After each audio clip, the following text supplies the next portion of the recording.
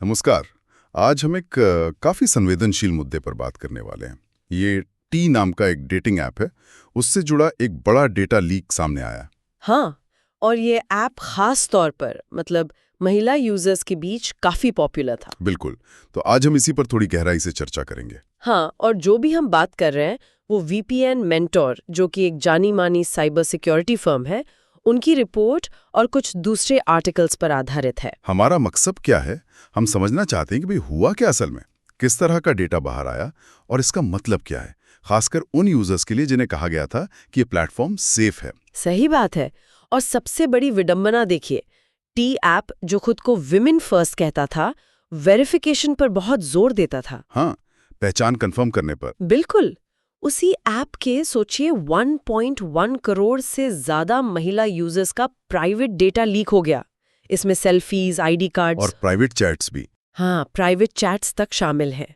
तो चलिए इसको थोड़ा और खोल कर देखते हैं कि ये हुआ कैसे। जरूर। तो वीपीएन मेंटर ने अपनी जांच में पाया कि ऐप का जो क्लाउड सर्वर था वो ठीक से कॉन्फ़िगर नहीं किया गया था। असल में ये एक अमेज़न वेब सर्विसेज का AWS बकेट था, जो बिल्कुल खुला पड़ा था। खुला पड़ा था मतलब कोई भी एक्सेस कर सकता था? हाँ, बिना किसी पासवर्ड के कोई भी इंटरनेट से उसे एक्सेस कर सकता था, और इसी वजह से करीब 274 गीगाबाइट से ज्यादा सेंसिटिव डेटा एक्सपोज हो गया। 274 GB, ये तो बहुत ज्यादा है। इसमें क्या क्या था? ठीक सिर्फ फोटो और चैट? नहीं, उससे कहीं ज्यादा गंभीर था मामला। जो डेटा लीक हुआ उसमें यूजर्स के फोटो आईडी के फ्रंट और बैक स्कैन थे, जो उन्होंने वेरिफिकेशन के लिए दिए थे। अच्छा, जो पहचान के लिए जमा करवाए थे। हाँ, फिर दूसरे सरकारी डॉक्यूमेंट्स भी थे और लाखों प्राइवेट चैट मैसेजेस। रिपोर्ट में ये भी लिखा है कि कई चैट्स तो काफी इंटीमेट सेक्सुअल नेचर की थीं। ओह। और उन चैट्स में बात करने वालों के नाम, लोकेशन यानी जगह और तस्वीरें भी हो सकती हैं। आप समझ सकते हैं कि कितना खतरनाक हो सकता है। ये तो वाकई बहुत चिंता की बात है, क्योंकि ऐप ने तो ये सब चीजें जैसे सेल्फी और आईडी कार्ड इसीलिए मांगी थी ना, आपकी प्लेटफॉर्म सेफ रहे, कैटफिशिंग वगैरह ना हो। हाँ, बिल्कुल। और यहीं पर तो सबसे बड़ी आयरनी है, विडंबना है इस पूरे मामले की। जिस प्रोसेस को सेफ्टी बढ़ाने के लिए बनाया गया था, वही इन महिलाओं के लिए सबसे बड़ा रिस्क बन गया। मतलब सुरक्षा कवच ही भेद्य बन गया। एकदम, जो चीज बचाने के लिए थी वही उनकी प्राइवेसी लीक करने का जरिया बन गई। ये कहीं ना कहीं डिजाइन लेवल पर ही एक बड़ी चूक की तरफ इशारा करता है। तो अभी क्या स्टेटस है? वो सर्वर बंद हुआ या नहीं, और ऐप वालों ने कुछ कहा इस पर? देखिए, जानकारी यह है कि सर्वर को तो अब सिक्योर कर लिया गया है, लेकिन ये पता नहीं कि वो कितने टाइम तक खुला रहा। हाँ, ये अहम सवाल है। बिल्कुल, कितने समय तक खुला रहा और किस किस ने उस दौरान डेटा एक्सेस किया या कॉपी किया, ये अभी तक साफ नहीं है। और टीवाबा ऐप के डेवलपर्स ने अब तक कोई ऑफिशियल स्टेटमेंट भी नहीं दिया है। कोई बयान नहीं। और ऐप अब भी चल रहा है? हाँ, ऐप अभी भी ऐप स्टोर्स पर मौजूद है, जो अपने आप में एक और चिंता की बात है। यूजर्स को अंधेरे में रखना ठीक नहीं है। बिल्कुल नहीं। तो अगर हम इसे थोड़ा बड़े पिक्चर में देखें, ये सिर्फ एक टेक्निकल गड़बड़ी तो नहीं लगती? नहीं, ये सिर्फ एक टेक ग्लिच या डेटा ब्रीच से कहीं ज्यादा है।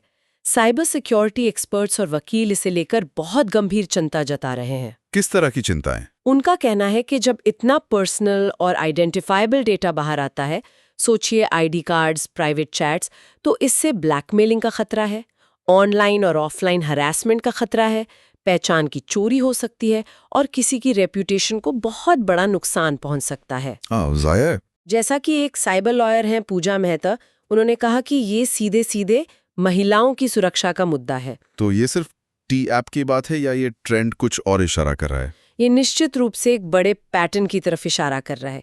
ये घटना, जो नए नए डेटिंग ऐप्स आ रहे हैं, खासकर वो जो महिलाओं जैसे वल्नरेबल ग्रुप्स को टारगेट करते हैं, उनमें डेटा सिक्योरिटी के स्टैंडर्ड्स पर बहुत गंभीर सवाल उठाती है। ये हमें फेमटेक यानी महिलाओं के स्वास्थ्य और सुरक्षा से जुड़ी टेक्नोलॉजी के पूरे इकोसिस्टम के बारे में सोचने पर मजबूर करता है। क्या इन ऐप्स को बनाते समय सिक्योरिटी को वाकई प्राथमिकता दी जा रही है? यहीं पर सिक्योर बाय डिजाइन का कॉन्सेप्ट बहुत जरूरी हो जाता है। सिक्योर बाय डिजाइन, ये क्या होता है प्रैक्टिकली? इसका सीधा मतलब है कि जब आप कोई सिस्टम या ऐप बना रहे हैं, तो शुरुआत से ही डिजाइन स्टेज से ही सिक्योरिटी को उसका एक असासी हिस्सा माने।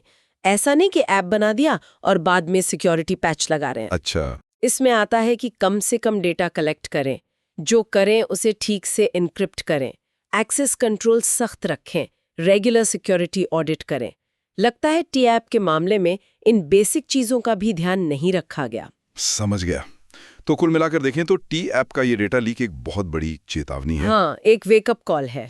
ये दिखाता है कि कैसे सिक्योरिटी के वादे कई बार खोखले हो सकते हैं और कैसे हमारी सबसे निजी जानकारी उन प्लेटफॉर्म्स पर भी जहां हमें सेफ फील कराया जाता है, गलत हाथों में पड़ सकती हैं। ये डेटा प्राइवेसी और ऑनलाइन सेफ्टी की अहमियत को फिर से उजागर करता है।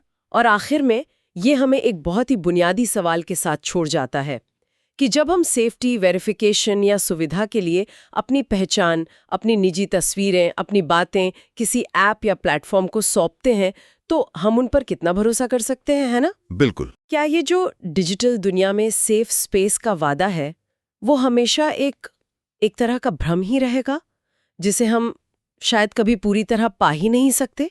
सोचने वाली बात है।